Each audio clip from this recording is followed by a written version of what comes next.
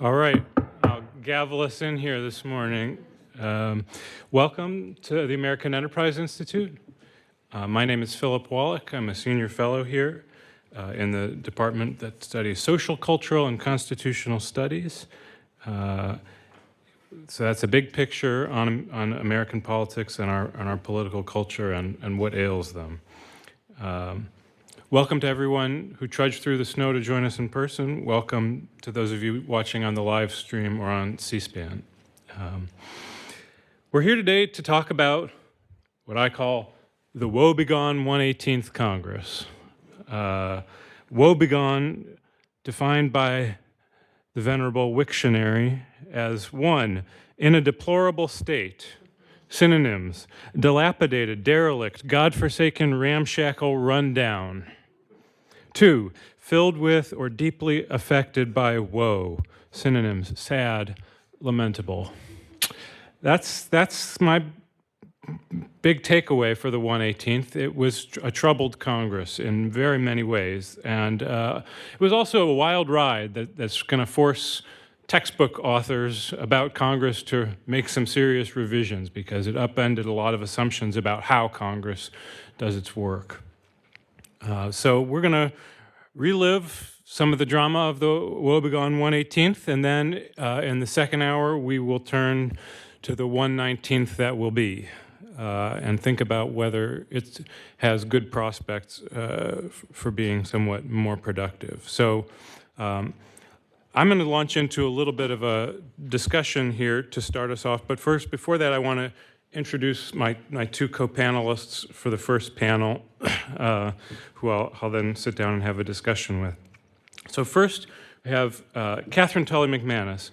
She is the author of Politico's Huddle newsletter covering Congress as an institution and operations and life in the Capitol complex.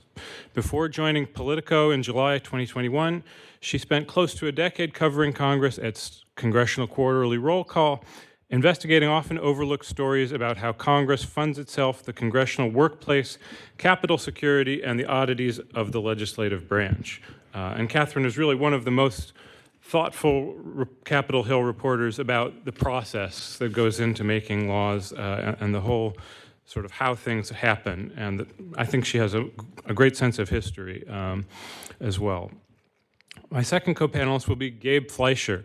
Gabe is a journalist and the founder of Wake Up to Politics, a daily newsletter that I highly recommend. It started with one subscriber, his mom, and now covers national news in an in-depth and accessible way for top politicians, media executives, and readers in all 50 states and dozens of foreign countries. I think Gabe is somebody who takes the time to look at the whole output of Congress, including trying to look on the bright side. And so I'll be charging him today with the defense. Without further ado, I will yield myself such time as I may consume to talk a little bit about the big picture for 118th. So here are two graphs of two different ways of thinking about the output of Congresses. So you can see, if we just look at the number of laws passed, the 118th was the lowest in recent history. So the 100th Congress will go all the way back to the 1980s. And that's part of a downward trend, though. So to be fair, Congress is passing fewer laws that are longer in length in general. So it's maybe a little bit deceiving to just look at the number of laws. Although I will say, here's the even longer picture going all the way back to the first Congress. It is the lowest number of laws passed by a Congress since the Civil War. So that ought to make an impression on us, even if it's maybe a little bit misleading. So we can look at the pages past the output. So we can see there's much less of a downward trend there. There's kind of a good deal of fluctuation.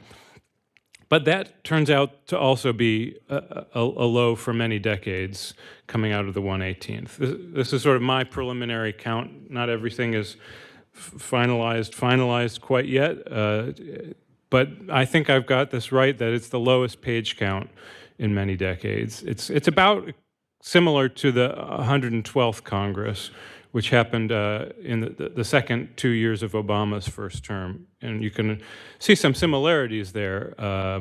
A Democratic president, a Republican House, a Democratic Senate. They had trouble finding common ground in that scenario. But anyway, the outputs are really poor. There's just no way around that as the aggregate outputs go. So that's where we start. Another thing to understand about the current Congresses, and this you can see, the 118th is not the all-time champ, but it's right up there with the 116th and 117th. These measures are showing just how prone to omnibus legislation we've become. So in the past, I've said we're passing fewer but longer laws, but the even more extreme trend is passing really giant laws. And especially since COVID, these laws have swelled to the 4 digits, thousands of pages. So they're swallowing up a huge portion of the output of Congress. Basically, hitching a ride on an omnibus has always been a way to get a legislative provision moving, but now it's just about the only game in town. And you can see in the last 3 Congresses, more than 80% of all pages of legislation have come in the 10 longest bills. The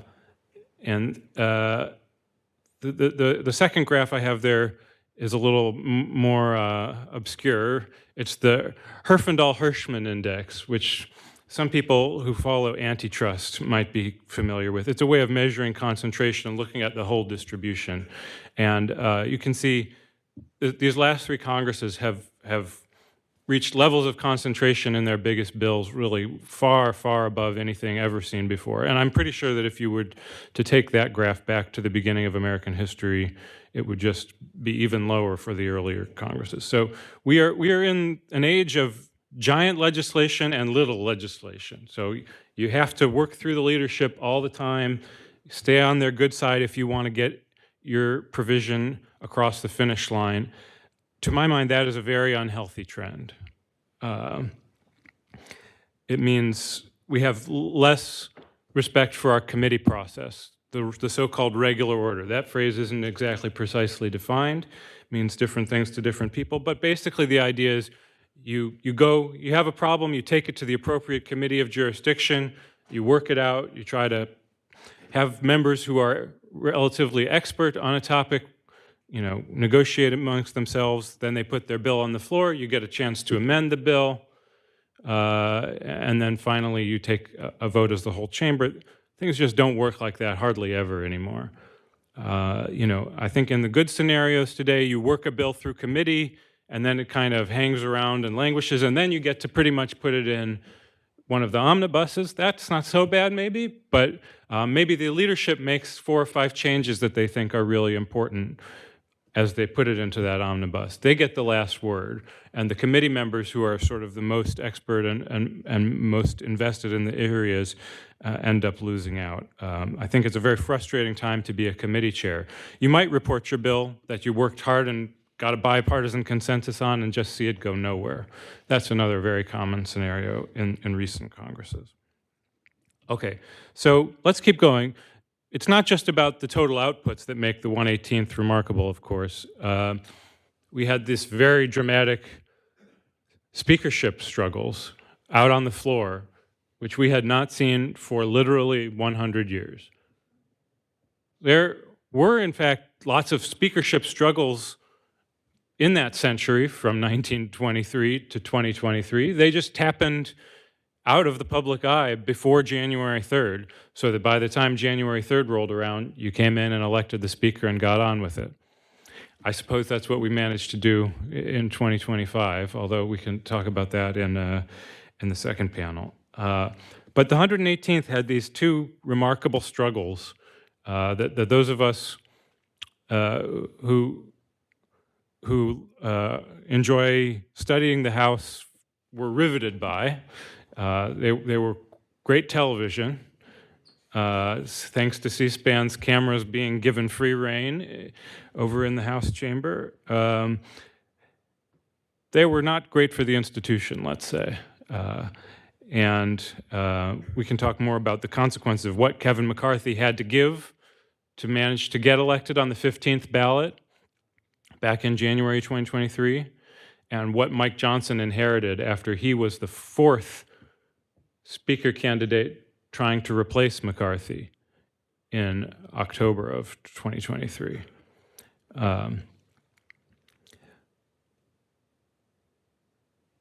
Now, one of the things, this slide may not look like high drama if you're not a studied eye, but this really was one of the more dramatic moments on the House floor in recent years. This is what happened along the way to passing the Fiscal Responsibility Act of 2023. That was the deal worked out to raise the debt ceiling and put on some budget constraints for the next 2 years. It was largely worked out between Kevin McCarthy, congressional Democratic leaders, and the Biden administration. And it had to get on the floor. It wasn't clear that it was going to be able to get on the floor, because the way we put important legislation on the floor in the House of Representatives usually depends on passing a rule out of the Rules Committee. That's a little bit of a strange word, a term of art. A rule is a special provision to consider a bill. It sets the terms of debate. And in the last few decades, passing rules has been a strictly partisan affair. All of the majority party votes yes, all of the minority party votes no. Not on everything, but on important bills, that's been the pattern. In this case, it turned out Republicans did not have anywhere near the votes to pass it on their own. And so the spectacle that played out on May 31st, 2023 is that Democrats just sat back for a while and watched Republicans try to pass this rule. And most Republicans did come and vote for the rule, but it was several dozen of them that didn't. And so it was not going to pass without Democratic support. And then finally, Minority Leader Jeffries said, okay, if you want to go vote for this rule and help them out, you can go do that. And 52 Democrats crossed the aisle and passed the rule. And the bill went on to pass quite comfortably. But for McCarthy's critics, this whole situation was worse than Woebegone, really damnable. They thought that he had sold out the party and accommodated himself to Democrats. You hear a lot of charges of the uniparty when it comes to spending bills in Congress. Critics on the right certainly feel that way. And so this really damaged Kevin McCarthy from then on. And he really never recovered, although he did stay on for another few months before the motion to vacate finally came. And so here's a couple headlines from my co-panelist. After this rule passed in May, the folks that were angry about it subsequently decided to start sinking some rules, more or less at random, just to show they could, just to show that they were so unhappy with the leadership of their party. And so in the course of the coming months, they, as Katherine said, they voted down more rules than in the past 2 decades combined. And by the time the Congress ended, I believe we saw 7 rules voted down on the floor, by far the most for many decades. The Rules Committee has ceased to function as it has in recent years, and that's really a huge development for the House. This wild and wacky Congress wasn't all gloom and doom. We saw some things pass with discharge petitions. 2 discharge petitions succeeded and got these popular bills over the line. That's an interesting thing. We had only seen one previous bill in the 21st century passed by discharge petition. And I will say, for those of us who are real nerds about Congress, we had this most exciting story in the 21st century, thanks to Gabe's intrepid reporting. We learned that the person who helps us understand House procedure on Twitter more than anybody else is a college student in England who has never visited the United States. Go figure. So ring whist wherever you are. If you're watching, we salute you. I guess I'll just take it back to the opening slide. That's my initial salvo here, and I will now yield the floor to myself as moderator and get on with the show. So, okay. All right. So, first question to my co-panelists, Katherine. I've given sort of a high-level picture of this chaotic and often dysfunctional Congress. You're there every day. You've covered the institution for years. You talk to the members all the time. What's the ground view of how this felt to be a member in the 118th? It was frustrating. It was hard, especially for new members coming in. You have such high hopes for what you might accomplish you've been elected to be a member of Congress. You're going to pass some laws, and that was not the reality that they faced. I think we had to review our policies on curse words in copy because it's important to quote the people on the ground. It's important to quote the people who were in the meetings coming out to tell you about the meeting behind closed doors. And we definitely had to review when it was worth it to put those swear words into copy. We're not the New York Times, but we do have rules. And I think Philip said that Gabe is the optimist here. I think that I also come at Congress with an optimism. I'm a little bit of a fangirl of the modernization efforts, the bipartisan efforts to clean up how the House operates, make things better. And it just felt like blow after blow after blow in the 118th. I can tell you, standing in basement hallways waiting for Republican conference meetings to conclude when we know that they are fighting it out in those meetings about who should replace Kevin McCarthy, or earlier in the Congress, what do we need to extract from Kevin McCarthy in order to give him the gavel? Folks were coming in and out of those meetings. You head in excited about what you might put on the table. You come out dejected. You go back in, and eventually the rank and file who had the back of Kevin McCarthy, even those who maybe didn't like him personally, maybe didn't love his leadership style, there was so many people within the Republican conference who just wanted to be able to legislate instead of having their internal struggles be the news of the day, and how damaging that was. I had a moratorium on bruising in my copy because I just kept saying that it was a bruising fight for Kevin McCarthy. It was a bruising meeting, and they're like, we get it. And I think talking to members who, as Gabe will talk about later, have agreement across the aisle on legislation that would help their community, and it's not even on the table because you can't run the show on the floor without a speaker, was frustrating to watch. I think I definitely shared in some of the excitement about seeing new things tried out and tested. We saw the speaker pro tem for the first time. We found out that whoever gets that position is going to hate it and is probably going to quit Congress. But that is also telling that I've watched so many of, I'm a journalist. I don't have favorite lawmakers, but I have folks who I think are invested in the institution operating, and watching those folks step away has been really telling for me about what folks see as the future of this institution. I think also something that was really on display in the 118th was the perverse incentives for what it means to be a lawmaker.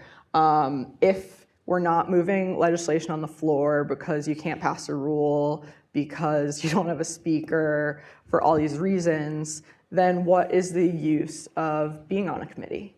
What is the use of cooperating with anyone when you can take your selfie videos on the steps saying, I just tanked the rule, I showed Kevin McCarthy who's boss, and really hype up maybe your constituency, but definitely part of the GOP base that would like to see legislating ground to a halt, which is not the majority of who makes up the GOP conference in Congress. But as we saw, I mean, I had to fight to get that headline about a record number of rules falling, because historically passing a rule is not news.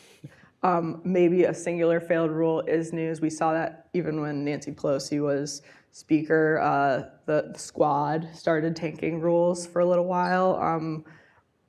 But to say, like, no, we've reached a new threshold, that this is a flex. This is members saying, you can't cross us because we won't let this place operate. And can you just talk for a minute about the substitute for moving through rules, which is something called suspension of the rules.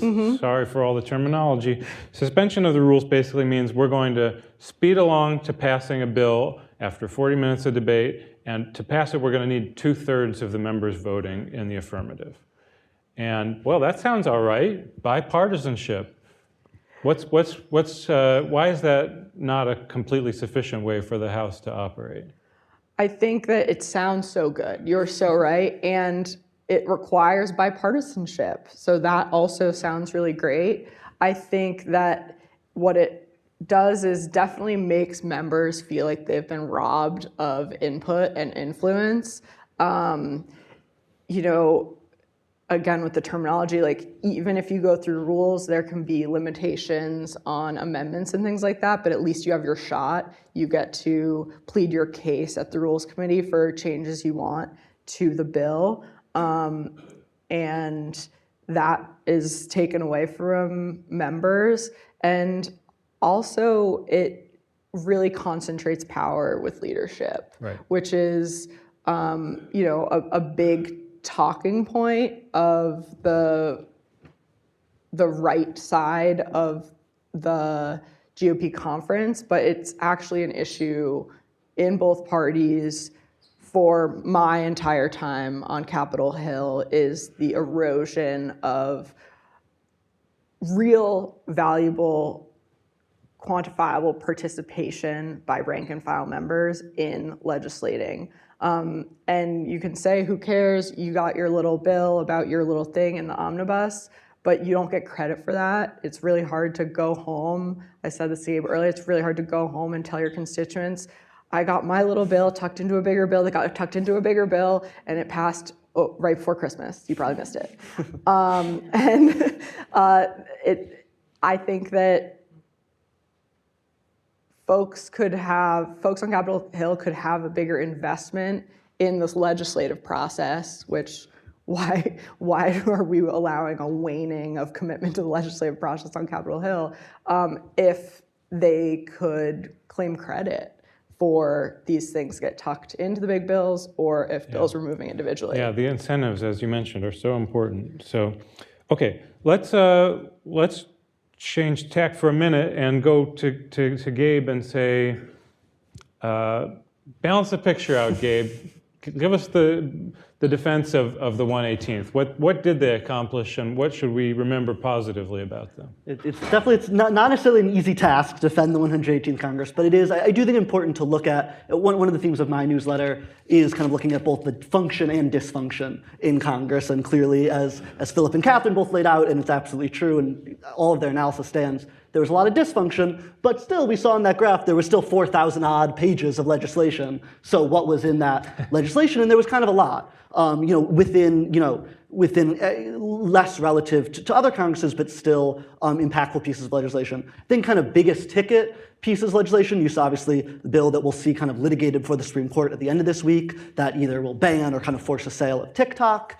We saw Ukraine aid for Ukraine and Israel pass, obviously not without some considerable pain for 2 consecutive speakers of the House, but still was passed with kind of sweeping bipartisan majorities. The ADVANCE Act was passed, kind of a pretty major effort to speed along nuclear energy projects.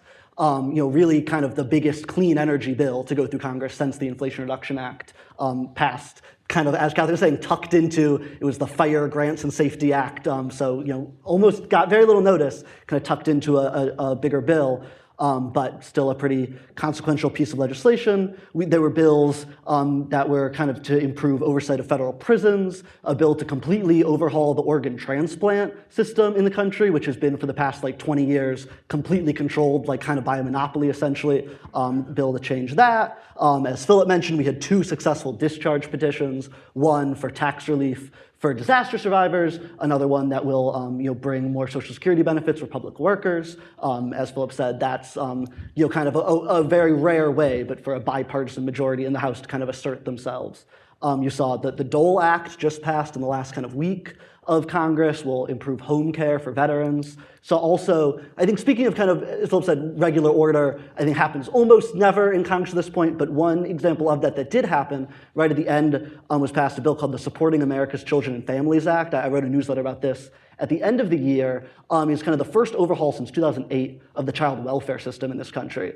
And that was a bill that was worked on for over a year in the House Ways and Means Committee, kind of going through that kind of process that, as Philip said, almost never happens anymore, of members from both parties really working together. I believe it was 16 different ideas, each of them bipartisan, that ended up in the final package, and then that bill was eventually passed. I think also worth noting bills that didn't necessarily get to the finish line, but also were kind of bipartisan products in their own right. Obviously, one high-profile one was the Judges Act, kind of addressing the kind of big crisis of this kind of judicial backlog we have in this country, did pass both chambers of Congress. That was thanks to President Biden's veto that it didn't end up getting passed, but did was still approved in both chambers. And then also you had bills like the Kids Online Safety Act passed the Senate. You had the bipartisan border bill passed the Senate. You had the bipartisan tax bill passed the House. There were a lot of AI bills that kind of advanced in committee, permitting reform bill that advanced in committee in the Senate. Those are all things that did not end up becoming law in the 118th. But I do think, if you look at a lot of the bills that we're talking about, these are often kind of multi-session efforts. You'll see often, bills that are introduced in one Congress and then they'll percolate and percolate and percolate. But, that effort is still valuable and still, it's leading to something often. So I do think a lot of those bills, those kinds of bipartisan efforts that we saw get introduced or get passed in committee in this Congress are going to be good starting places for bipartisan work kind of in the next Congress. Oh, that's very helpful. So let me ask you both to talk a little bit about the Senate. I think each of us is a little bit more interested in the House, maybe, but it would be remiss not to discuss what went on in the Senate. Gabe, do you want to start off?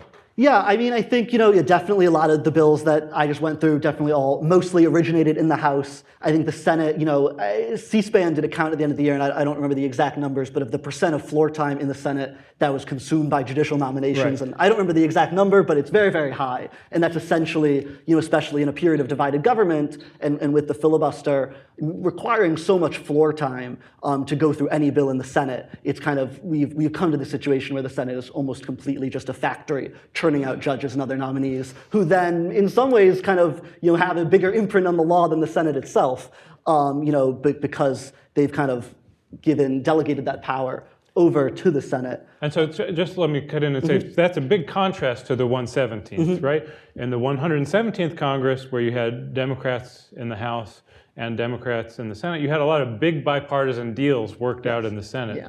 Yeah. The CHIPS Act, you even had a Gun Safety Act, and then the way things worked was generally that the Senate bills just got pushed through the House by Nancy Pelosi's Democrats, right?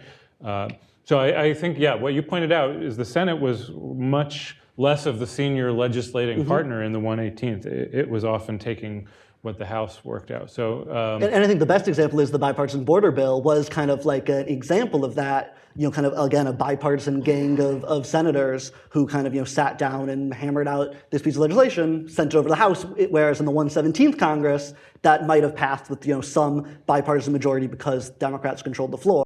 But then in the 118th, it went nowhere. Right. Right. Katherine, thoughts about the Senate? I covered a lot of the judiciary effort to move those judges, and it was just a key priority.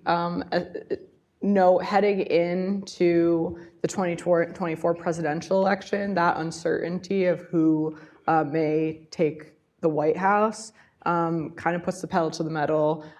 There had been so much coverage, but also reality of Trump reshaping the federal judiciary with the number of vacancies that he was able to fill in his first term. And Democrats saw this as their opportunity to,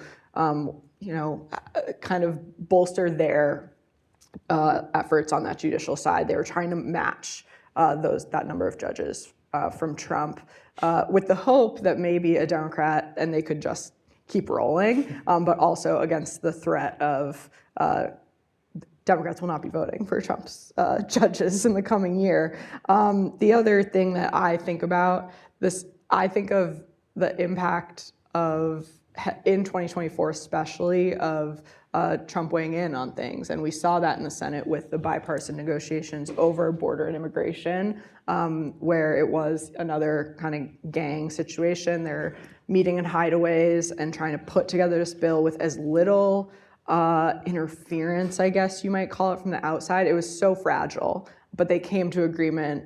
And when the Republican nominee comes out and says, absolutely not, don't do this. And there were some really remarkable pronouncements around that bill, right? Absolutely. Right? You had Representative Troy Nehls of Indiana, one of the biggest Trump fans in the Congress, I think it's fair to say, coming out and just saying, why would we do something to help this issue before the election? That would help our opponents. We're here to help President Trump. President Trump doesn't want this to move. That's that.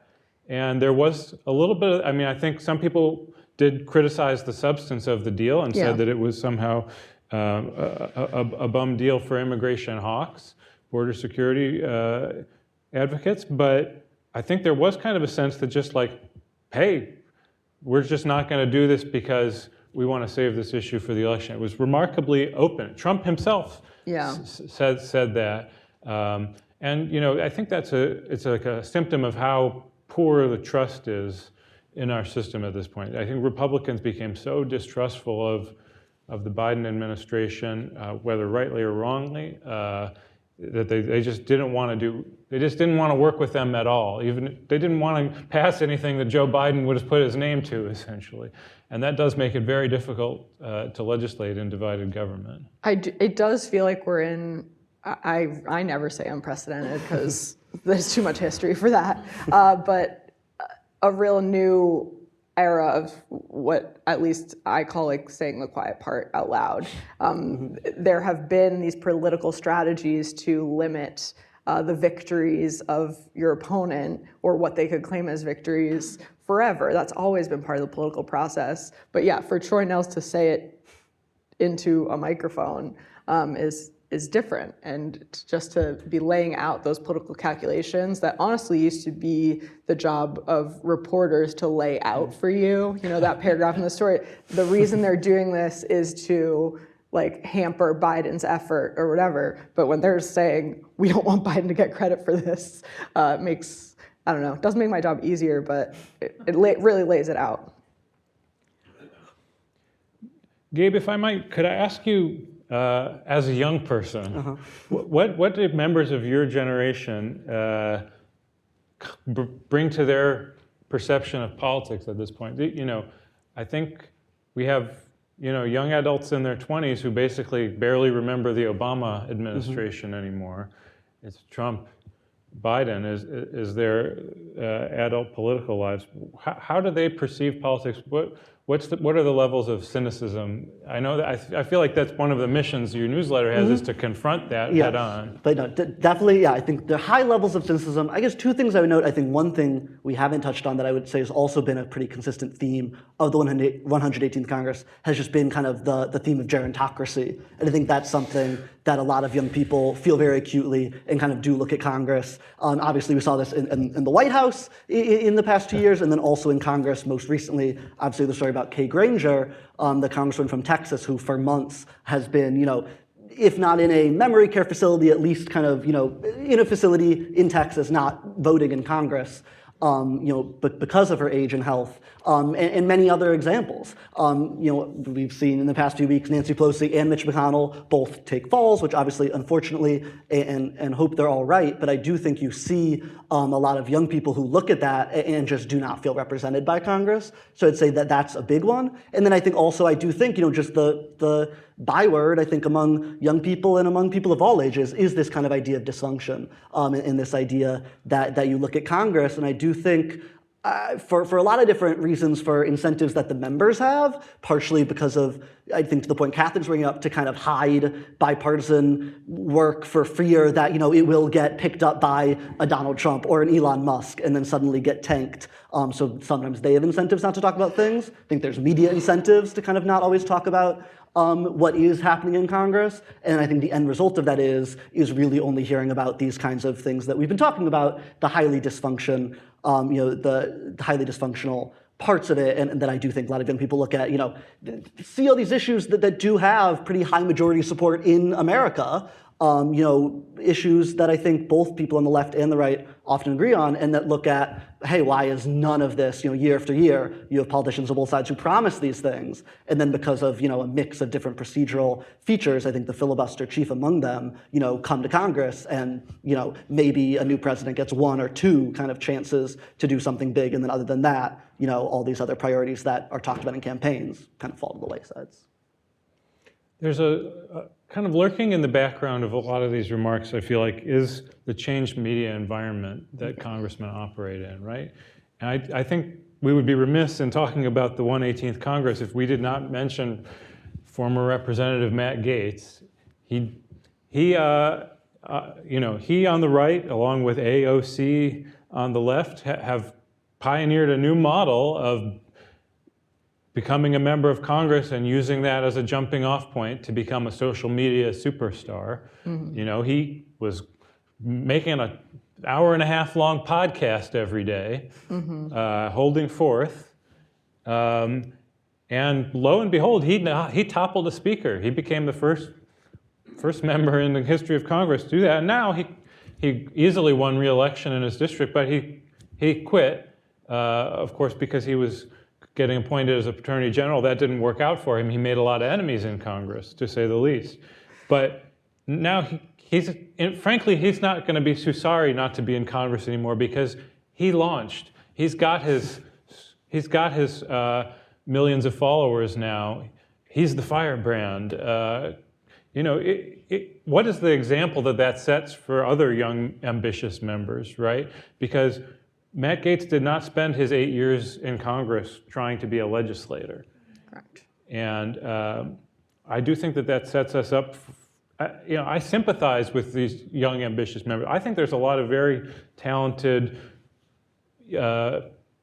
smart people on the Hill. I don't think we just have a problem of, we have a bunch of bums. But the incentives for them are really distressing. Think about 30 years ago, the main way most Americans would have understood about Congress was reading their local paper, right? Which would have been focused on their particular representative. We have this completely nationalized form of news consumption today, which really, and of course, nationalized form of fundraising as well, which really changes things. Either of you have thoughts on this? I think that the nationalization is really a big piece of this. Shout out to the Regional Reporters Association. They do still exist. There's still a great group on the Hill covering their delegations. But the way that Marjorie Taylor Greene can fundraise off of drama on the Hill that has almost nothing to do with legislation, those checks are coming in from around the country. They're not just coming in from her district. And the same you can say about dozens of other members who really focus on the media opportunities over the legislative process. And it's something that is visually so wild to see is after a big vote, everyone streaming down the steps outside the House, usually running to their cars or running to catch their flight or whatever. But now you'll just see a smattering at the top of the stairs, and they're all taking selfie videos to explain why they voted no or why we're so glad we voted yes on this. And that ability through social media to connect directly, not just with constituents, but anyone who shares your worldview across the country and the world, I think is interesting. I had some great conversations with Patrick McHenry, Derek Kilmer, some other institutionalists who made the choice to leave and will not be joining us for the 119th Congress about those incentives and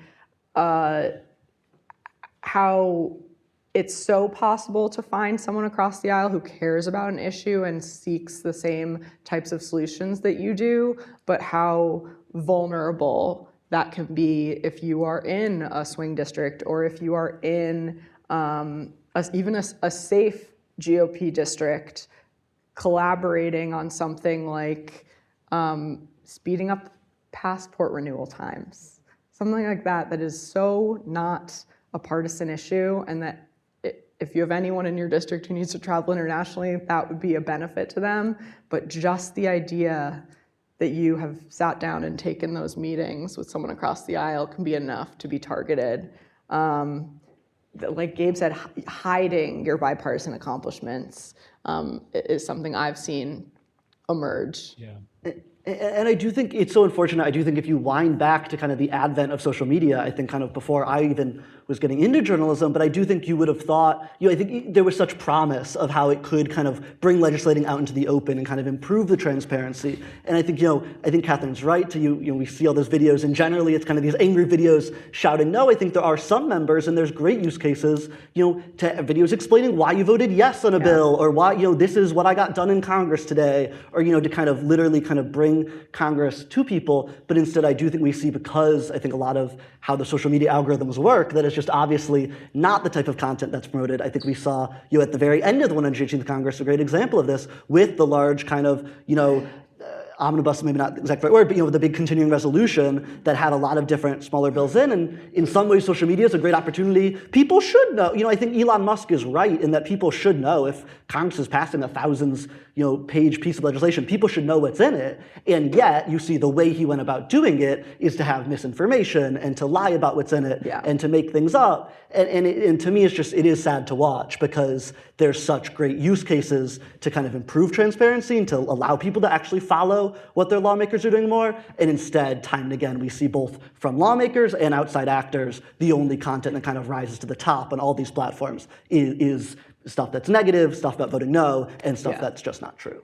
I think another thing to note is for those folks who are still getting their news from local news outlets, more and more likely the coverage of a major bill passing Congress is going to be the AP story or a New York Times story that's been basically licensed to be in that paper, as opposed to 30 years ago, you would have a breakdown of the amendments that your state's members got into that bill, the credit that your state, or the benefits that your state might see. It was through a lens of that brought people into the conversation. Your bridge is on the list to get funding. Your local community center is supposed to get money in this bill, but that's not the task of the AP, the New York Times, even Politico. That is a task of a winnowed regional news operation. All right, well, we could talk amongst ourselves all day, but we would like to hear from those of you in the audience. So please wait for a microphone, say your name, and state a question. In the blue. Thank you very much. Thank you, everybody, for your insights and for hosting this. My name is Anna Steneva. I co-chair a multi-faith congressional working group. And my question is mainly for Katherine. I wanted to share a quick observation, check your perspective, like I almost need a sanity check on this. So my coalition was able actually to push some legislation and appropriations through this 118th Congress, but it definitely felt like a major exception from the rule. And one trend that I felt like I was noticing left and right was that members would rally around a partisan legislation that they knew for sure was going to not pass, rather than co-sponsoring a similar bill that was bipartisan. Especially I saw that on criminal justice reform related bills. And it almost felt like the ability to then blame the other party for the failure was prioritized over a faint chance of getting anything done. And I'm wondering if, in your opinion, it's the whips are behind it, or are we seeing some new trend of them looking for social media clout, and that's even more important than anything these days? Like, did you observe that too? Yeah, I think this is a question of incentives. Does a member see that the benefits of moving that bipartisan bill and the risks, as I talked about, folks getting attacked for working across the aisle, do those outweigh what you can whip up, whether financially, clout, clicks, et cetera, eyeballs, really, is what we're talking about, by railing against the other side and, like you said, putting yourself behind a bill that's going nowhere when there is common ground on an issue. I do see that all the time. Some members are able to articulate, look, that bipartisan bill is pretty good, but I really hate Section D here because for me that's a red line. But that, I would say, is not the overwhelming case of being able to articulate what in the joint venture is objectionable. I have seen, that's your reality check is I have seen this and I see it all the time. I will say that this cannot be blamed entirely on the 118th, right? This is a trend we've seen pretty strongly develop in 21st century American politics, where we have a correct perception that we're on the knife edge of party control. Every next election, we could see control swing back, and that changes how people think about things. They think, and they're not wrong to think, well, maybe if we make our opponents look bad, we'll be in the majority, and everything is better from the majority. It's not entirely irrational. That's why it's such a hard problem to solve, is that we're in kind of a bad equilibrium where framing up the next election and making your opponents look bad is always more important than actually just getting down to the work. When are we waiting for exactly, right? I think each of these parties talks themselves into the idea that next time they're going to have this giant mandate, and we'll talk about this in the next panel, right? This giant mandate for the 119th. But you keep waiting and waiting for this time when your party's going to have all the control, and then you're going to do the right thing, but we keep waiting and waiting. Next question. Yes, in the back.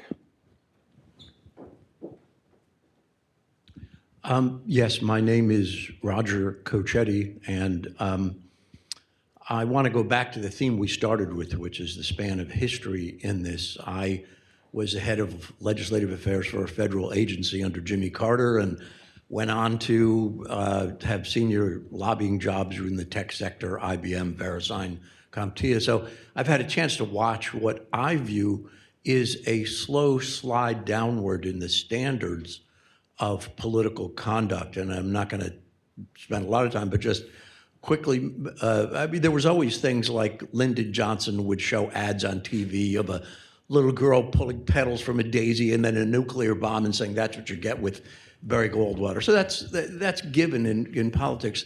But there were many Republicans who felt that Richard Nixon was impeached for things that Lyndon Johnson did all the time. Rush Limbaugh was aggressive in saying that these are not people I disagree with, they're criminals. These are bad people. Newt Gingrich said that if you cooperate with the Democrats, you're a lapdog. Many Democrats felt that Bill Clinton was impeached for things that Republicans do all the time. And it goes on and on. The standards keep going down. Nancy Pelosi rips up the speech in front of national television, and Donald Trump is impeached twice for things many Republicans felt Democrats do all the time. So the standards have been going down, and we've now reached what, to me as an observer, looks like the bottom floor, which is I don't want to defeat my opponent. I want my opponent in jail.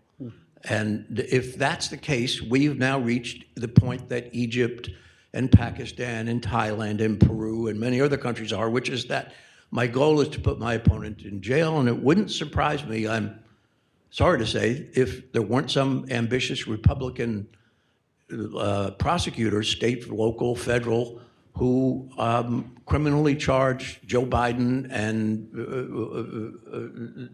other people in his administration afterwards. So first, it's my observation that our standards have been going down. You all follow this closely, as it's from putting your historian's hat on. And secondly, if they have been going down, what can we do to reverse this, or to get back to a world in which you have respectful disagreement, but not my opponent is a criminal. So observations, I think, would be helpful for everybody, and sort of how to get out of what. Yeah. So we're in this tit for tat cycle of destruction, and it's hard to say when we will bottom out and how that would happen, and how we would turn around and start saying, I'm actually going to be the bigger person. I'm going to reach out and stop this cycle. Maybe in so doing, I think I can win a big bipartisan majority. I think there's an appetite out there in the American people for one of these two parties to say, we really are the big tent. We're going to put this stuff behind us. We're going to move on. But when you look at how the parties are operating, they sure don't seem to be embracing that impulse, to put it mildly. So yeah, I agree with your observation. I do think where you started is important. Heated, extreme political rhetoric is just a feature of American politics for all time. So when we think about what a healthier Congress means, it's not going to be a place where people don't call each other nasty names. It's not going to be a place where everyone is kumbaya-ing all the time. We can have very strong disagreements, but we need to get back to that base level line of trust where you say, okay, well, we said those things about each other, but here's a problem where we both see a problem, and then we're going to work it out. That's how we knit ourselves together, even amidst some real serious disagreements and enmities. I don't know the answer. I'm at heart an optimist also. This is shameless self-promotion. This is a book called Why Congress that I published 2 years ago. I presume that there is an answer to that question, that we really need Congress. And it's not hopeless, because the institution has seen some big vicissitudes in the past. If you look back early in the 20th century, Congress was an extremely partisan institution, dominated by the Republican Party. Eventually, some group of Republicans got tired of it and said, I think our leadership is sort of brittly orthodox in its thinking, and they're not accommodating what needs to happen to policy-wise to rein in the railroads, and they went and made common cause with Democrats and shook things up. What's going to cause that this time around? I don't know. I've sure been waiting for a while now. Thoughts? One thing that I think is a little bit of a cliche, but is that, like, behind closed doors, these folks get along, but then in public they fight each other. Something that is required for that dynamic to be true is for personal relationships on the Hill to be strong enough to withstand the cable news hits, the social media videos calling each other evil, et cetera. And if you don't have that baseline, then you do have an erosion, and the behind closed doors talks don't happen. And one of my favorite examples that seems to happen every couple of weeks is a Republican from Tennessee, Tim Burchett, is one of those guys who's always doing the video about why he voted the way he does. But he has a very friendly relationship with Alexandria Ocasio-Cortez from New York. And so he will be railing away, and then he'll say, Alex, get in here. And she gives a wave to his constituents and his followers. But they truly do, I believe, maybe it's all for show. I'm a reporter, they're always showing off. Maybe it is for show, but I do think that that's the baseline almost we want to get back to, is ugly in public, but productive in private. But to get to that productive in private situation, you have to actually care when you say, how are your kids? You have to care when you say, I heard your mom's in the hospital. Is everything going okay? And they don't need to be best friends, but a little mutual respect and an understanding that it will be ugly in the media, and that's just how it goes.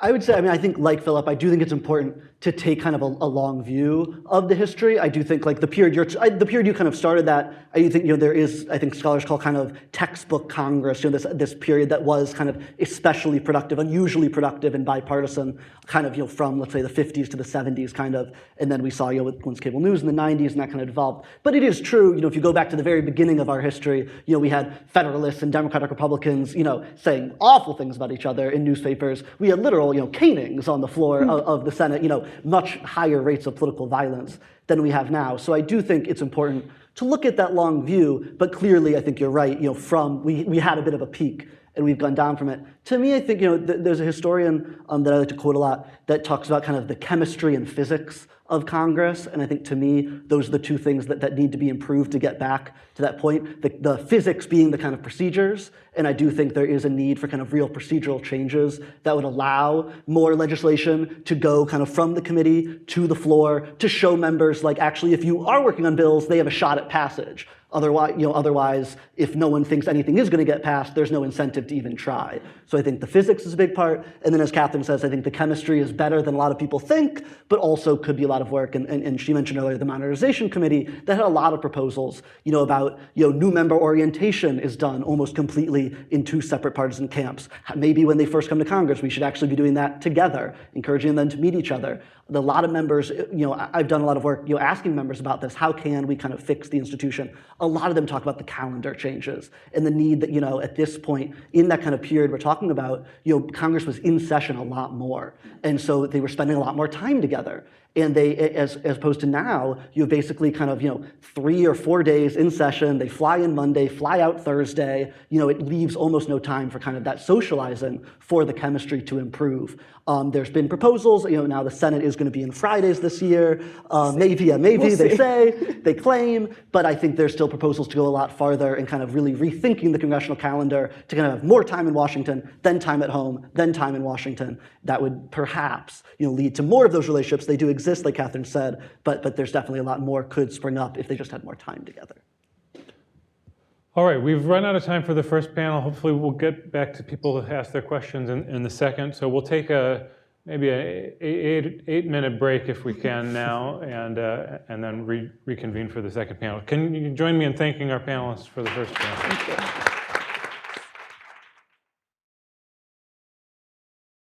All right, let's get started with the second panel here, where we look at the 1/19 that will be. So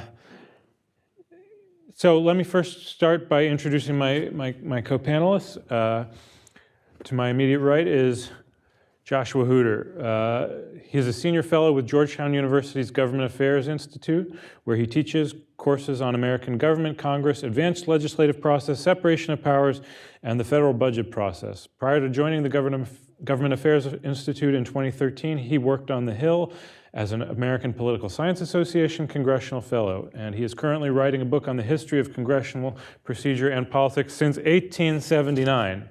A small topic for a small book, I'm sure. We look forward to it. And to his right is my colleague, Kevin Kosar. Kevin is also a senior fellow here at AEI, studying Congress, as well as the administrative state, election reform, and the United States Postal Service. Prior to joining AEI, Kevin worked at the R Street Institute as Vice President of Policy, Vice President of Research Partnerships, and Senior Fellow and Director of the Governance Project, where I was also privileged to work for a time. He's the author and editor of several books, including Congress Overwhelmed: The Decline in Congressional Capacity. And for many years, he worked at the Congressional Research Service, so he is a longtime Hill veteran. So the task before us now is to think about what comes next. We had our discussion of all the things troubling the 118th, and we're going to think about what are the prospects for the 119th. We now have a different political configuration, of course. Democrats no longer control the Senate. Republicans have taken control there. We have a new majority leader for the first time in many years, Senator John Thune. And where does that leave us? So let's turn back to the House to start with. So in the House, in the 118th, the starting count, I believe, was 222 to 212. Republicans had a 10-seat margin to start. In this Congress, it is, well, check me if I get this right, as of today, 219 to 215. And it's probably going to go down in a couple weeks to 217 to 215. Just the narrowest of narrow margins. So the first question I'm going to put to Josh is, do House Republicans have a real majority in the 119th House, at least on some issues? And what happens if and when they don't? Yeah, no is the short answer. They do and they don't, like you say, Philip. One of the things that's really interesting, and I'm glad you pointed it out in the previous panel, was when Democrats had to help Republicans get over the line to bring the debt ceiling deal to the floor. There have been many other iterations of this, most recently with the foreign aid bill, with aid to Ukraine and aid to Israel that was brought to the floor, where Democrats and Republicans had to work together just to bring the bill to the floor again.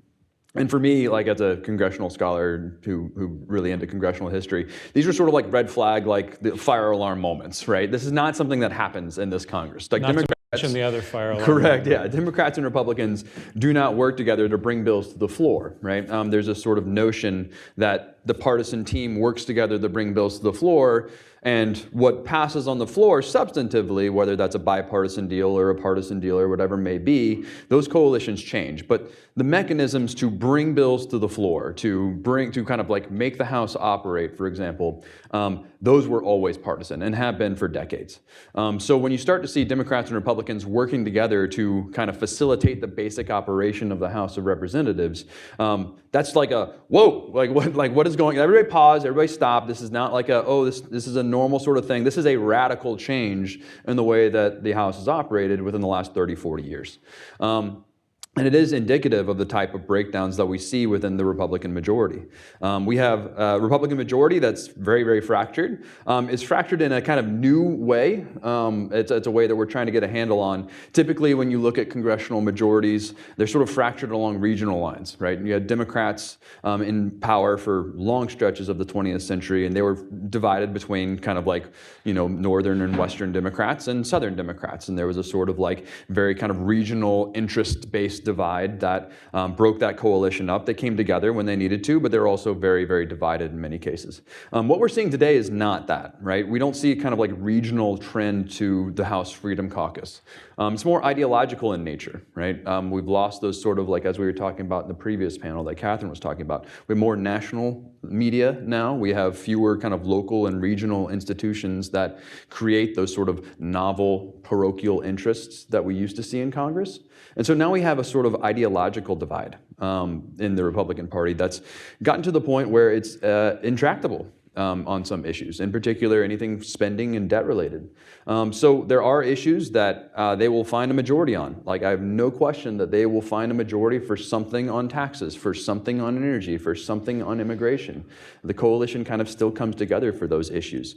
But on basic stuff, for example, reauthorizing the national defense apparatus, or funding the government, or raising the debt ceiling, they're very, very broken. And so the question is, how is the president going to interact with this dynamic? Are they going to be able to bring over a lot of those holdouts across the line to make it a working majority? We saw our first iteration of this just a few weeks ago in December when they tried to pass a continuing resolution, raise the debt ceiling. It didn't work. So again, it's going to be a very, very interesting thing to see, but I'm not holding out hope that suddenly the Republican majority in the House is going to be a more functional majority than what we've seen in the 118th. The Senate's a different question, but I'll just stop there for now. Just a quick follow-up. I mean, on the debt ceiling in particular, which of course we've now come back. Now we're in January. The suspension of the debt limit from the last deal, I believe, has run out. Is that right? I'm not sure, because it was raised to a number this time as opposed to a date, and I think it was like somewhere in like early spring, like late spring, anyway, early summer. In I'm not sure. In the very short future, we're going to run up against the debt ceiling and be in the land of extraordinary measures, where the Treasury does some shuffling around of funds to allow us to continue to meet our obligations, but. This is a theme of the politics of the last decade, is having to come up with the votes to pass the debt ceiling. And the best, most regular feature of all these debates is that there have been some Republicans who do not want to vote to raise the debt ceiling. It's not that they maybe never have, because early in the Trump administration, you might look back at some of those and say, that was kind of easier than you might have thought. If Trump is so loudly broadcasting that he thinks the debt ceiling is terrible, maybe that's not the thing that freed him. 218 Republican votes on a bill that raises the debt ceiling is going to be really hard, because it just takes a handful of these folks who have a deep, I think, sincere horror at the state of our fiscal affairs and don't want to become an accessory to loading on more debt. They see it as a principled stand that they're taking that's going to make it hard for them to just get on a partisan bill. Okay, Kevin, let me turn to you now. I'm going to cast you kind of in the Gabe role here. From the first panel, make the bullish case for the 119th Congress. Maybe the memories of the 118th are going to be behind us. Maybe this is a brighter new day. What would that look like?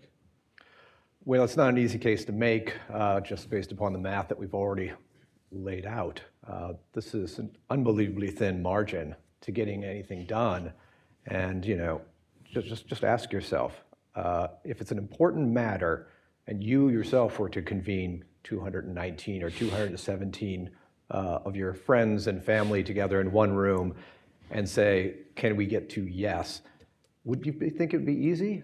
Probably not. There's going to be people who just feel differently. And it's worth remembering that a structural feature of our system is that we don't have a national election where we pick all of our representatives and senators and president from the same voter base. So, a member of Congress may be with the GOP and may love Mr. Trump, but there could be an issue on which his constituency back home just feels flat out different. He may have made his brand in a way that saying yes or no on a particular thing it's not possible without him facing the risk of a primary. And primaries that's a whole nother topic, which when we're talking about incentives and why members will cooperate or not cooperate, there's always that concern about if I do something to tick off primary voters, I'm going to get it in the neck. I would say, a positive case can be made, in part because the GOP right now is going to be feeling a lot of pressure. Mr. Trump has only 4 years, and most of the work is going to have to be done in the first 2 years. Whereas previously, under divided government or when they were out of power, they could be vociferously against stuff the other party was doing. They could blame them for, lack of border control, inflation, what have you. They've got unified government now, and they can point to their narrow margins, but they are still in charge. And they can only engage in blame shifting for so long before voters turn on them. So they're going to have to get together and make good on things like immigration. They're going to have to figure out things like how do you use tariffs as a tool, but at the same time keep inflation down. not an easy thing necessarily, depending on the breadth of your use of tariffs. And the pressure is going to be on. And certainly members of both the Senate and the House know that the incoming president will not hesitate to hammer them if he gets ticked off. Members of the House Freedom Caucus, they're sitting around looking at each other right now and noticing that a certain leader of theirs, Representative Bob Good, is no longer there. He crossed Trump because he endorsed DeSantis during the presidential race. And Trump and company poured in lots of money and ran a different candidate, and he's not here. And that is a real threat. And it's a tradition, I think, that when you have these brief periods of unified government, legislators try to do what they can to help the president succeed. They don't want to kneecap him fresh out of the gates. Heck, 20 plus years ago when I was finishing a dissertation, I was interviewing some Hill staff about George W. Bush and the No Child Left Behind Act, that big reauthorization of the 1965 Elementary and Secondary Education Act. And I had Republican staff tell me that they weren't entirely happy with the bill, but because it was brought up early in Mr. Bush's term, they didn't want to make him look bad by opposing him. And that, mind you, was before social media. So I think there's going to be really intense incentives on Republicans to line stuff up that Mr. Trump can sign and to get these things through. We've already seen it. The Lake and Riley bill was passed. There's other stuff being passed that they're trying to set up the president and their party to look good, like they're making good on promises for voters. And that incentive is going to be very, very strong. But it's not going to paper over all the fractures in the party. There's going to be hard questions around the debt limit. How do you do appropriations bills so that you're not omnibusing, et cetera, et cetera. So let's look back at recent history last week. Speaker Mike Johnson managed to secure re-election as Speaker on the first ballot, but only by holding the vote open for a dubiously long period and doing some backroom arm twisting, let's say, with the help of Mr. Trump on the phone. Is this a happy story for the bullish case because they did in fact get it done, or does this actually put up some red flags? What do you guys think? I think it's hard to gauge, to be honest with you. I think, one, it went better than most people probably expected. Like one ballot is technically one ballot, even though that ballot took a really, really long time to complete, is better than most people had, more than I was going for at least 3 personally. But they did manage to get them over the line. Now, on the other hand, this is sort of like the lowest hurdle to clear, right? This is sort of like stepping over a crack in the sidewalk type stuff. This type of operation is basically basic operation of a party. This practice of sort of just confirming the choice of the caucus for the Speaker of the House has been routine since the 1870s, right? The reason that it's broken down and we're getting to this point where it's like, wow, this is really taking a long time, that's notable, right? Yeah. And so it's hard to say how it's going to go. Mr. Speaker Johnson has got a really tough sled to push over the next few months, whether it's the continuing resolution or the spending deal or the reconciliation bills that will be going through. And so I don't know that he's in the clear. So it's hard to gauge how effective or how good this was for the party. Yes, they cleared it, but it's also like the most fundamental and basic thing that parties have been doing for the last 150 years. So they cleared it. Good. Does that mean anything moving forward? Sure. We don't know. And notice that they would have had a lot more trouble clearing it if they were down the 2 votes that they're going to be down soon when Elise Stefanik and Mike Waltz take their administration jobs. Kevin, what do you think? I think it illustrates my point that when you're in control of things, that you view the use of time a little differently. When we had that long fight over whether Mr. McCarthy could keep his job or whether he could hold it in the first place, they didn't have the presidency, they didn't have unified control of government, and so to some degree it was a calculation that they could make that they could have this fight.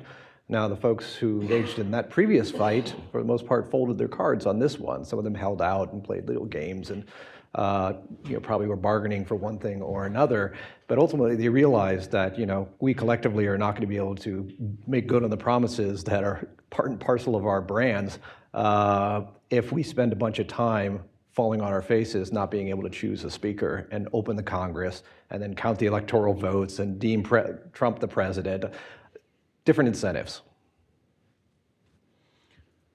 I want to talk about the partisan avenue and the bipartisan avenue in this Congress. Let me start with the bipartisan. So it's one of the most important things to understand about recent years, which is the thing that I suppose gives some force to the objections of a uniparty that people make, is that our spending bills and our defense authorizations almost always pass with very strong bipartisan majorities. We're talking 300, 350 votes in the House, 75, 80 votes in the Senate, sometimes even more than that. So even amidst all the partisan rancor on a lot of these keeping the gears of government turning stuff, we do manage to end up with big bipartisan coalitions. Is that still possible in the second Trump administration? Of course it is. And if you look back at the first Trump administration, he was a far more effective bipartisan legislator than partisan legislator. There were a lot of things that President Trump would push that weren't really sort of in the orthodox Republican coalition. Infrastructure, for example, was one. And so he had a really difficult time pushing a lot of things that he wanted to, and he had a very difficult time kind of converting his Republican colleagues in Congress over to his position, whether that was a border wall or infrastructure or whatever it may, what have you. He was far more effective in bipartisan legislating, whether that was the COVID packages or the omnibus legislating at the end of the Congresses. He was far more willing to take on those things. Or let's not forget, prior to the Inflation Reduction Act, one of the largest investments in climate research and climate sciences and energy was the Trump administration omnibus at the end of his term, with 30 some odd billion in climate investment. So he was a far more bipartisan legislator. Now, the question is, how does that interact with congressional politics or Republican politics on Capitol Hill? And that's not as clear. What's going on Capitol Hill is it's a different sort of populism than the kind of populism that President Trump has.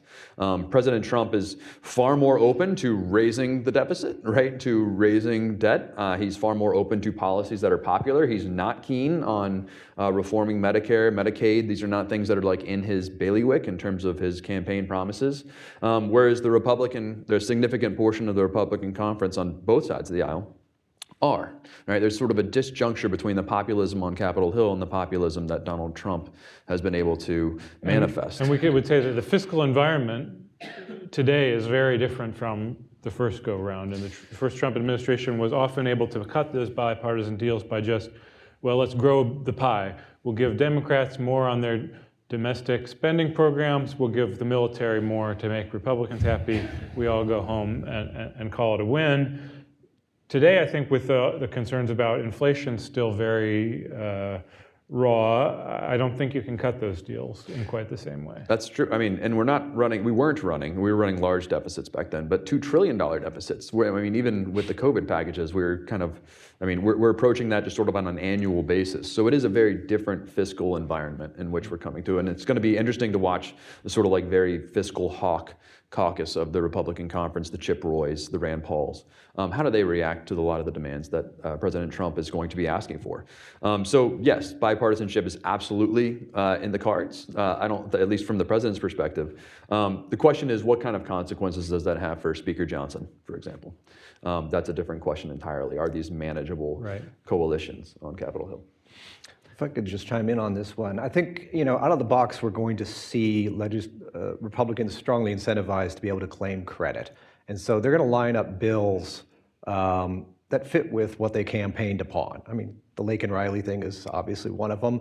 We're going to see a bunch of those get lined up, and whether Democrats go for them or not is no matter to them. They want to show voters that they're making good on promises, so they'll push those things through. Then we're going to enter this period where, the vehicle of reconciliation may be used to deal with what falls in the class of high salience issues, the issues on which the two parties differentiate their brands, border funding, energy, et cetera. And that vehicle, which allows you just to kind of use your partisan majority to get what you want, some of those high salience issues are going to be taken through that process. Meantime, there's going to be a lot of low salience stuff on which the parties, they can't really campaign differently on. You get stuff like, how shall we, last Congress, like, how do we reauthorize the Federal Aviation Administration, or things like that, where your average voter doesn't pay attention to it. It's very difficult to campaign on these sorts of stuff. So the incentive to, try to stick it to the other side is way lower, and the incentive of cooperating can be quite high, particularly for individual members who are invested in this stuff, or for whom it affects, the people back home quite tangibly. So that's the kind of flight course we're going to be on, I think. The low salience stuff is going to get done, but it'll probably be done later, and that bipartisan stuff will happen. Meanwhile, high salience stuff will go through reconciliation. And partisan bills are going to be the norm, I think, for January. Let's stick on reconciliation for a minute. So just for the audience to get back up to speed on this, reconciliation is part of the Budget Act. It was originally conceived of as a way that bipartisan legislators could get together and balance the budget. But ironically, it has become the vehicle for passing some big bills that blow out the deficit and make it even bigger. It was the way that Republicans passed the Tax Cuts and Jobs Act back in 2017. It was the way that Joe Biden passed his big stimulus act coming in, passed the Inflation Reduction Act subsequently. It is the way that we avoid the filibuster in the United States Senate. Now, that all makes something called the Byrd Rule very important. The Byrd Rule basically tells you what you're allowed to put in a reconciliation bill, named after the late, great Senator Robert Byrd of West Virginia. And it basically says it has to be about taxes and spending to fit into a reconciliation bill. Well, what's really about taxes and spending? How far can you stretch that? That's been a constant fight between the parties, and the parliamentarian gets yanked around in awkward ways, but exerts some kind of stabilizing force, perhaps. What are we going to see this year on how much Republicans think they can put into a reconciliation bill?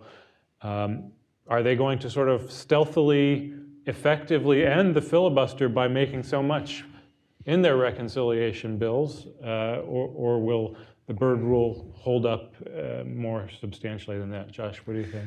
One of the things I've been very surprised about with the new Republican Senate is their fidelity to the filibuster. I've really been sort of surprised by that, just because we've been waiting for the death of I personally have been waiting for the death of the filibuster for about 10 years. Right? It's like, I thought it was dead. I thought it was going to die. I've wanted it to die because it is an institution that has really sort of like corrupted the legislative process in a way. You were talking about omnibus spending or omnibus legislating in the prior panel. And that's really a function of the filibuster, right? You just can't do even uncontroversial stuff in the Senate without it being filibustered. So bills that pass with 90 votes in the Senate get filibustered, and it's just, we're not bringing the NASA reauthorization to the floor simply because 10 senators have a problem with it. It's a filibuster problem, right? And so I've been sort of surprised because it has been an institution that has really held back majorities. And I thought maybe with a narrow majority in the House and a narrow majority in the Senate, they could have one or two items that you couldn't get through that you couldn't put into a reconciliation package, whether that was immigration legislation or energy legislation or something along those lines. That would be the sort of like issue that blew up the filibuster once and for all. But so far, senators from across the spectrum on the Republican side of the aisle have been, no, we're not going to do that. We're not going to have a carve out in reconciliation. We're not going to have a sort of like carve out within a legislative filibuster. We're not going to kind of damage that institution. So I don't think that you're going to see sort of any real kind of novel plays. At least it doesn't appear so right now. That could change, obviously, as we get into the actual legislative details. One of the problems with sort of forecasting this at the moment is we literally have no idea what they're going to put into this bill at the moment. And they don't either, which is kind of fun to watch, just because you can kind of see all of the different asks being made and nobody really knowing which one's going to come through or not.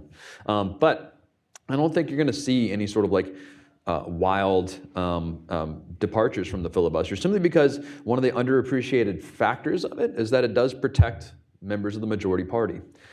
They can blame reconciliation. They can blame the Senate parliamentarian, like, oh, I didn't get my provision in because the Senate parliamentarian said it couldn't be in. You saw that over and over again in the 117th Congress, right? Provisions that were scored as like $50 billion or more annually, like the minimum wage provision that was tried to put in, that Bernie Sanders tried to put into the reconciliation package. That was struck as being not or merely incidental, right, by the Byrd rule, and therefore not available under reconciliation. Well, $50 billion is not merely incidental. It's just not, right? That's a large chunk of money. But what it does indicate also is that Democrats did not have the votes to kind of overrule the parliamentarian in this particular case. So it's a shield for majority members, and I think a lot of Republicans are looking for that sort of like shield to hide behind as different provisions get thrown into the mix of what may pass under reconciliation or not. So for getting rid of the filibuster may embolden a lot of majorities, but keeping the filibuster also protects a lot of majority members, and I think blame avoidance is correct. The name of the game. Yeah, I think we're going to see it around for another 2 years. Kevin, thoughts? Yeah, I thought we got a signal from Senator Thune, who's the majority leader for Republicans, and who's taken over for Mitch McConnell the other week, where he said we're not anticipating trying to gut the filibuster through the reconciliation process.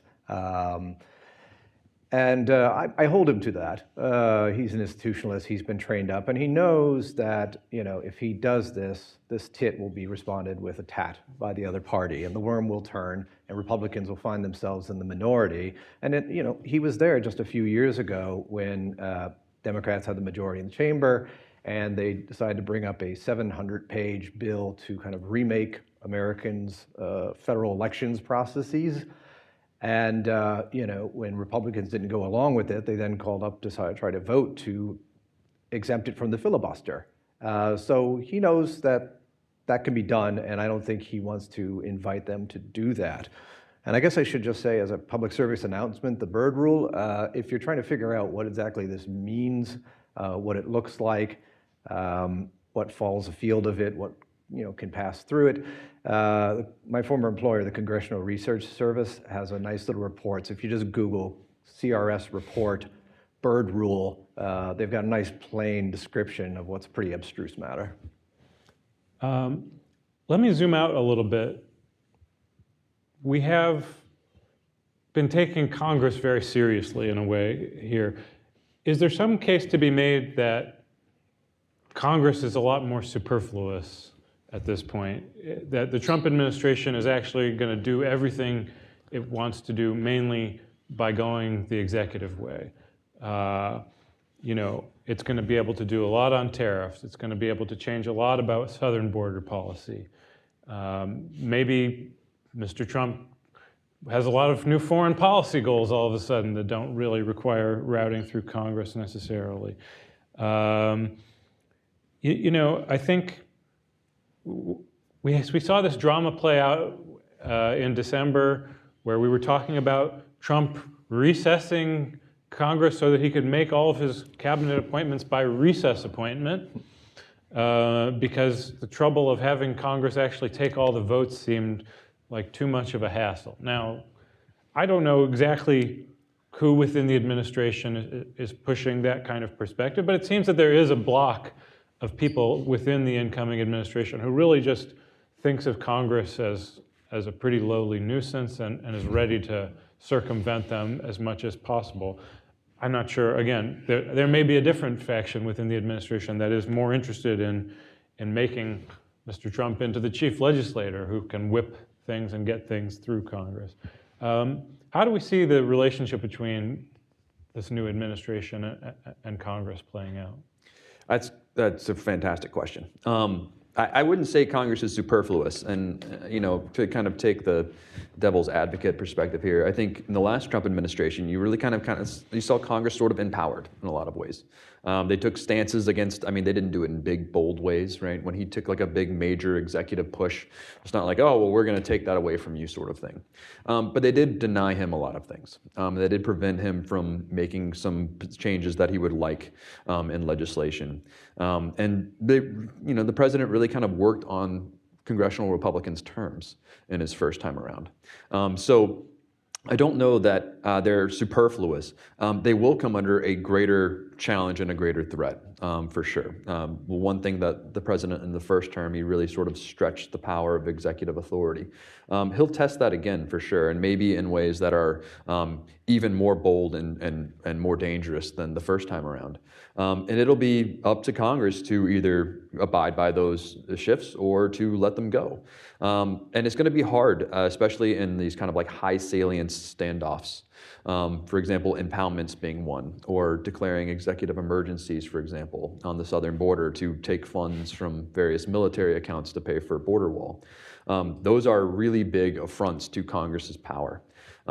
As impoundment seems to be another one where the president is granted a certain amount of authority, or agencies are granted a certain amount of authority to spend in a given fiscal year, and the president just refuses to spend that money, saying that's not necessary. That is another huge challenge to congressional authority. It would spark a major kind of clash between the two institutions.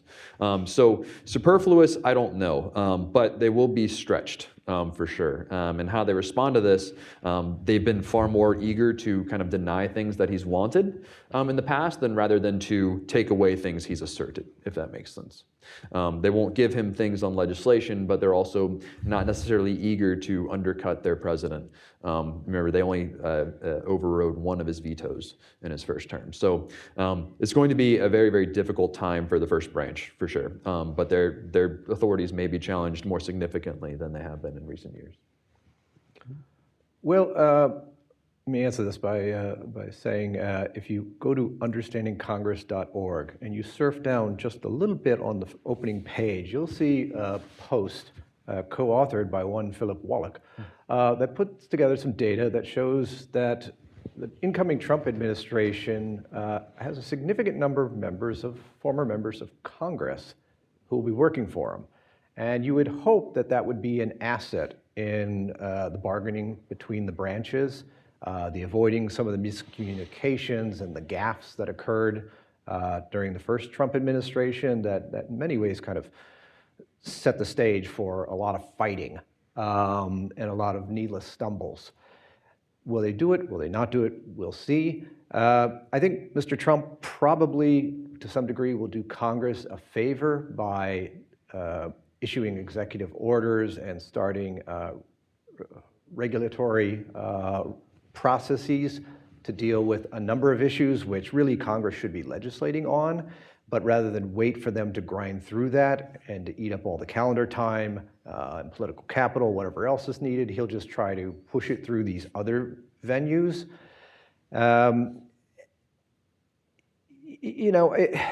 As for the legislative part, the sequencing is just going to be so critical. Which things do you vote on first? Which ones do you think you can assemble the majorities for that get through both chambers? I think there's got to be a lot of pre-planning that occurs so that they can pull these bills up and do them in a way that keeps that very narrow majority on board. And if that doesn't happen, then things could very quickly go south, and we could have a lot of finger pointing amongst Republicans. I'll ask one more question and then turn to the audience. So get your questions ready. The Doge, often in the news lately. There's now Doge caucuses in the House and the Senate.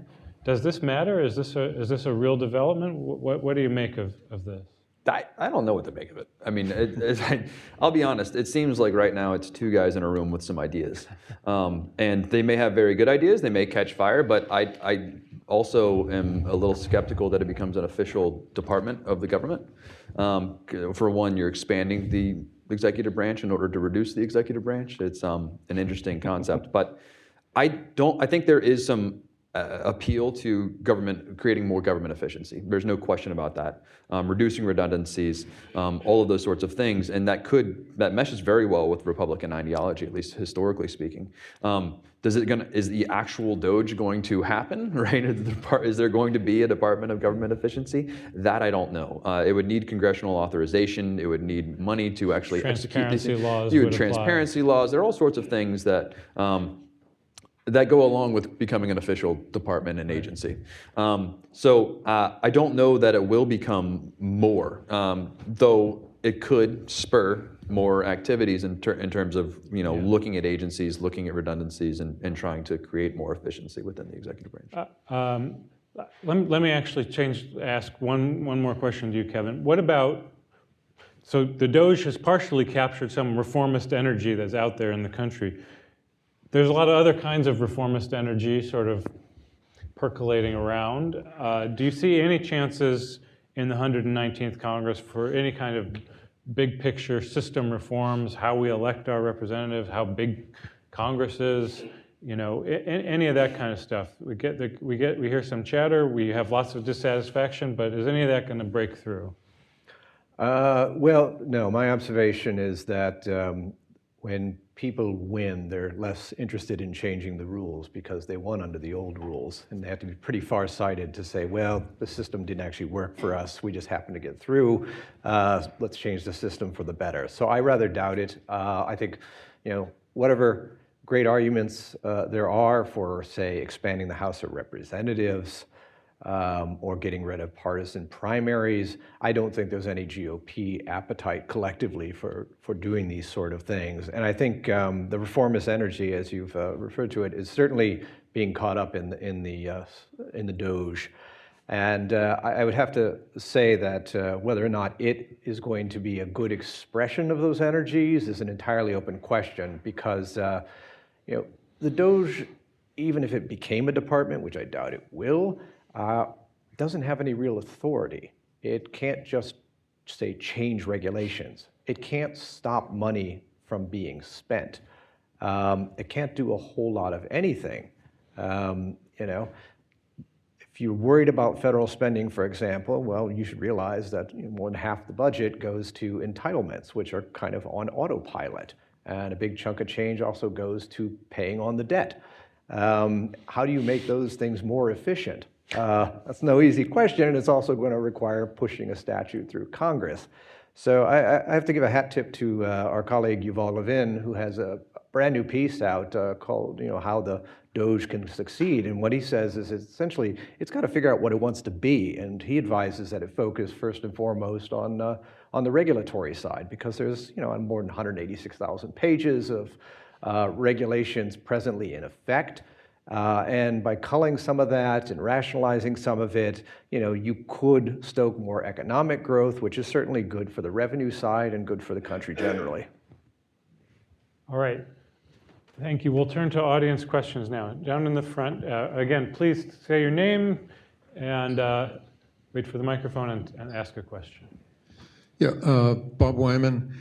I'm probably showing my age by admitting that I remember the days when the announcement of the Hastert rule was considered somewhat shocking. But today, the idea that merely having a majority of the majority to move a bill, that almost seems quaint. Today, I think the idea is that unless the bill can pass with only the majority's votes, the bill won't move. This is a very different Congress than I grew up with as a kid, and that I think anybody intended to create in our founding. I remember as well back in the days before Gingrich, when committees and even individual members seemed to have a significant amount of power. But over time, since at least Gingrich, and it happened before, the amount of power that's moved from the members to the leadership is just astounding. I can't help thinking that part of the problem here isn't just that Congress is having some problems due to polarization or whatever in operating, But it's almost like what we've done is we've got a homegrown parliament that's trying to run with rules that were designed for a Congress. And a Congress and a parliament are two drastically different things, completely different cultures, completely different dynamics. You can't have an efficient parliament if you've got the rules for a Congress. You can't have a good Congress if you're trying to run with the rules of the parliament. Have we built a system which is completely different from that which we're designed to have? You're singing my song to some extent, and a large part of the thesis of my book is that the top-down dominance, not just in the House but in the Senate, which is maybe even more extraordinary, how dominant the leaders in the Senate have been in the 21st century since Harry Reid. You know, that's a really dramatic development, and it really does cause rank and file members to feel cut out of what matters in the institution. And we have to understand that the members themselves have ratified these dynamics, in part because they believe in the importance of fighting the next election, like we talked about in the first panel.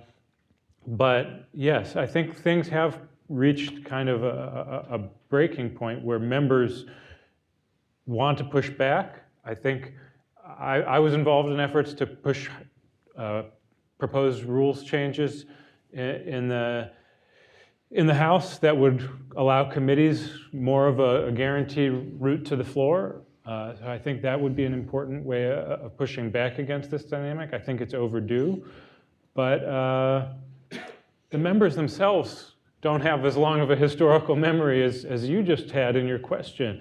Most of them didn't serve before the Obama administration. You know, we really, let alone before the Gingrich era, right? Trying to get back to thinking about the possibilities for Congress is a challenge right now.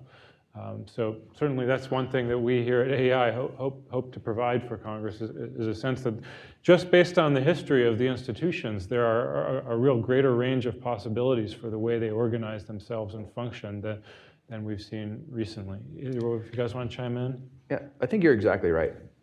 We have created a system that's far too based on what the majority leader and the speaker think, right? We've created a system that is so based on partisan cooperation in a country that does not really effectively use or utilize partisan cooperation because we don't have parties that really work with that kind of homogeneity and unity.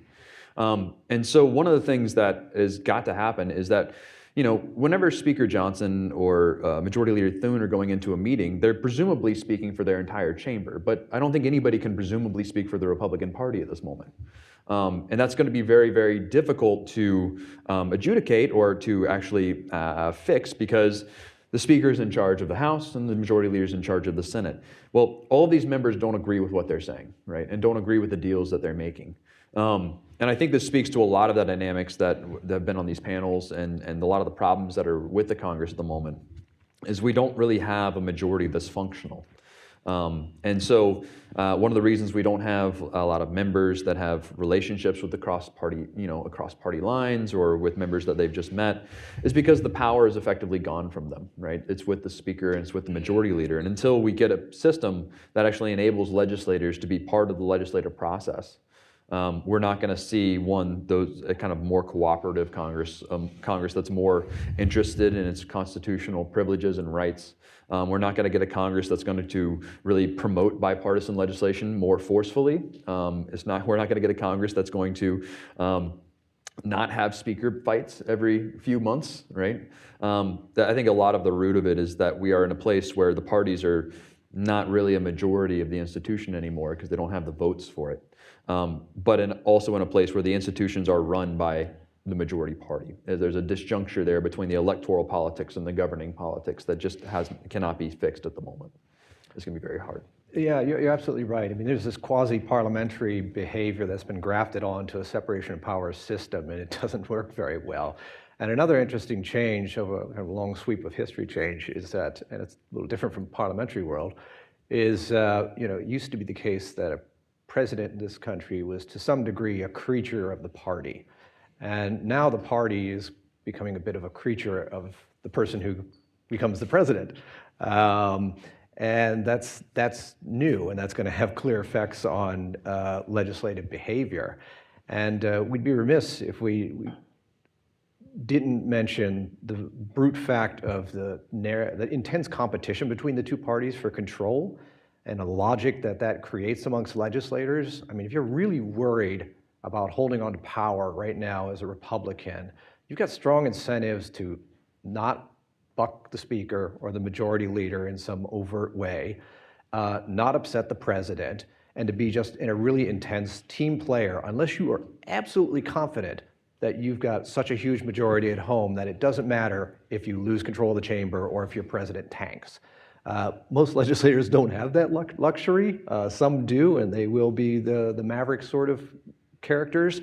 But people on Capitol Hill are, despite the overt madness that we sometimes think is going on there, are very rational actors. And I would also say another interesting factor that has kind of aided the empowerment of speaker and majority leader is campaign finance. If you're facing competitive elections and you need to raise a ton of money to try to eke out a victory over the other side, do you want to have 53 members of your party all running around trying to raise money?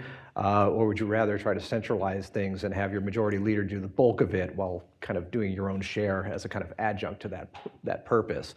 And inevitably that means that you as a legislator is to some degree in hoc to the person at the top of the chamber. And there's no easy way to kind of undo that unless you create your own fundraising machine like an AOC, like a Marjorie Taylor Greene, like Elise Stefanik, for example. These are people who were just able to build their own models and to create their own oceans of money coming in, where they just were able to create their own space if they wanted to between themselves and leadership. All right, we're running low on time, so let me try to take a few questions from the audience consecutively, and then we'll try to give some lightning round answers and conclude. So folks in the audience, one in the sweater right here. Thanks. My name's Ann Vroom. I'm watching what happened with the shoot down of the reconciliation bill. We saw some interesting dynamics, which is that you did get Elon Musk involved.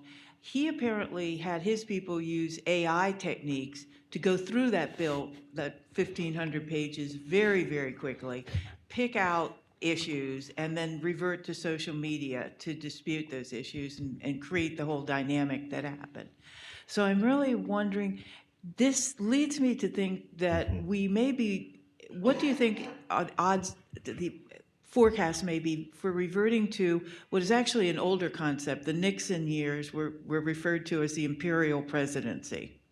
Are we going to see sort of a Trump imperial presidency simply because our dynamics are, so to use an earlier term today, fractured now and manipulatable by those who have mastered the temporal dynamics of a social media environment that kind of leaves a 500+ person entity in the dust? So thank you. Okay, great questions there. Anybody else in the back? Thank you. Leon Peace, relatively short question. With respect to the importance of relationships, say, in the Senate, and the general tendency of the senators to work behind the scenes, across the aisle, and across the ideological divide, do you feel that that will remain in this 119th Street, in this 119th Congress? Okay, and anyone want to ask one last very quick question? Roger Cochetti, just quick, would anybody on the panel care to speculate on what it is that Donald Trump did to swing those 2 votes? Was it a threat? Was it a promise? Was it intellectual persuasion?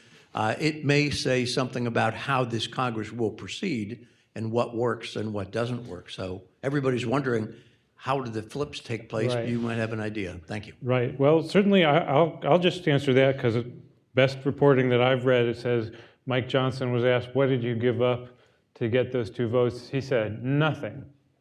And Trump said, oh, I didn't threaten anybody. No, I didn't. I just reminded them that we need to all be together right now. So there was a sense that the folks slowing Johnson down were not really all that determined to stop him, I think would be fair to say. They wanted to put him on notice.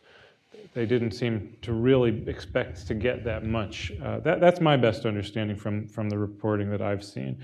So that's the third question. Let me turn it over to you, Josh and Kevin. There's some of these big questions. How about, will this nimble social media mass that Elon Musk could marshal in December have made congressional deliberation obsolete? Will that somehow bolster the imperial presidency, which is certainly something that's made a big comeback apart from Trump even? What do we think of that idea? Well, I think one of the issues is that there are a couple problems here. With social media, I think it can be marshaled to sort of influence legislators. I think legislators also take social media with a larger grain of salt than they used to. When I was working on Capitol Hill, Twitter was sort of new, and so we checked the mentions to see what was going on Capitol Hill. Now we know that the mentions are like a very specific group of people. They're often like the hyper-engaged people, and they may not reflect your constituency with the kind of accuracy that you're looking for. I think one of the issues that we're seeing with the CR and sort of Elon Musk kind of throwing a bomb and derailing it at the last second is that the way that was negotiated with Speaker Johnson, sort of behind closed doors, literally by himself in some cases, and then sort of like presenting it to his conference. Right. That was an extremely problematic way to go about things. Congress can steamroll, Congress can do what it wants to do, but like it needs buy-in. Right? It needs to sort of feel like its version or its voice has been heard in whatever outcomes being put out there. So I think in the situation, in that particular situation where the speaker was not really kind of negotiating with his conference in a really effective way, it didn't create the buy-in that it needed for that bill to continue despite opposition from right. So it didn't take Mr. a whole Musk. lot of right. It didn't a whole lot of challenging or high quality Right. challenging. Oh, Grok said this is bad. Yeah. Well, that's enough because there was no buy-in to start. Right. with. Republicans were already frustrated with the way things were going, and they're like, I can't stand this. Like, and this guy's not going to be speaker, and they're saying this as he's negotiating a bill for them. Right. So they weren't really invested in that process. So I think that's part of it. We're sort of in an unknown right now. We've never had somebody with this sort of power and influence this closely connected to government itself. So we'll see. But I'm kind of the opinion that Congress can and will do things that it wants to do, and it's mostly in the business of doing popular things for the most part. And having a couple tweets here and there is not going to derail that, but it really does depend on the type of negotiation that it's been and the political context in which it's been made. If there's no buy-in, then even a small change or a small sort of like curveball from social media world may be able to derail it. So it does matter how these leaders negotiate this and how they socialize it within their parties. Yeah, I'd just say your question is a fascinating one, and part of me wants to go back to the early 20th century and see how legislators and presidents dealt with the press barons of the days, the William Randolph Hearsts and these sorts of people who had the ability to blast out across the nation editorials and things like that, which could really affect public sentiment. And Mr. Trump himself has shown that he's more than willing to change his mind to the exasperation of people in Congress who think that they've got him to a negotiating position and they think they know what he wants, and he flips. And then you throw Elon in there, who, if anything, has been made clear about his personal history is that he's going to do what he wants to do for the most part, and he's probably not going to ask permission. And so it could be quite a wild ride, because depending on what the content of the tweet, if he says something like, oh my gosh, look at this bill has this god-awful provision to do this evil thing, he's got a lot of followers who are going to instantly repeat that, and they're going to call out Congress, which immediately is going to put certain representatives in a position where they have to say, do I try to tell them that's not quite accurate? Do I try to explain and justify this? I mean, you're just creating more work. And so it would be, you could see instances where the incentive would be to just say, I'm backing off. I'm not going to say yes to this thing. Right. Well, we're coming to a close. Let me just offer a couple of closing thoughts, takeaways from today. I think one of the main themes running through here is that it's not just what Congress does or can do, it's also how it does it. The how really matters. And so getting to your question, gentleman in the back, when is it that we're able to make a backroom deal that will stick, right? There has to be some amount of trust involved. I think that's one of the fascinating things about these two departing characters, Joe Manchin and Kristen Sinema, who made a lot of deals happen in the 117th Congress. They were willing to put their trust in some of their colleagues and really put themselves out there for a fair amount of abuse because of that, and sort of act as a glue that could make things come together. And it took some kind of long investment in relationships from those two, and some belief in this sort of fellowship of the Senate. We don't know where those things stand today. I think certainly losing those two in particular is significant, but somebody else may step into their shoes. But we have to find ways of deliberating, ways of working our way through issues that people can accept as legitimate, that can stand up to the whatever winds of the day come through social media, so that we're not just blowing hither and thither. So we'll see. I think the one thing that we want to leave you with is we don't know what's going to happen with the 119th Congress. Congress is at its best in some ways when it's least predictable. It can be a lively, vital place that surprises us all the time. So we'll all be watching eagerly and as patriotic Americans rooting for them to figure things out. So we'll leave you with that, and thanks for joining us.